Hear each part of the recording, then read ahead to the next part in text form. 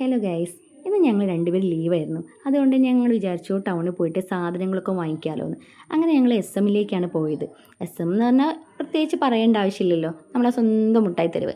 അങ്ങനെ അവിടേക്ക് പോയി നമ്മളെ വീട്ടിലേക്ക് വേണ്ട ഓൾമോസ്റ്റ് എല്ലാ സാധനങ്ങളും പർച്ചേസ് ചെയ്തു. അങ്ങനെ ഞങ്ങൾ അവിടെ നിന്ന് ഇറങ്ങി. നല്ല രസമാണ് കേട്ടോ ഇങ്ങനെ നടക്കുക. ഇന്ന് തിരക്കൊന്നും ഇല്ലായിരുന്നു. സൺഡേ ആയിട്ടാണെങ്കിലും വലിയ തിരക്കൊന്നും ഇല്ല എന്തോ. പിന്നെ ഫുൾ ഫ്ലാഗൊക്കെയാണ് കേട്ടോ വേൾഡ് കപ്പിൻ്റെ. അങ്ങനെ ഞങ്ങൾ കുറച്ച് വൈകിയപ്പോൾ ഞങ്ങൾ വിചാരിച്ചു ഒന്ന് ഫുഡ് കഴിച്ചിട്ട് പോവാം, കാരണം ഇനിയും സാധനങ്ങളൊക്കെ വാങ്ങിക്കണമായിരുന്നു.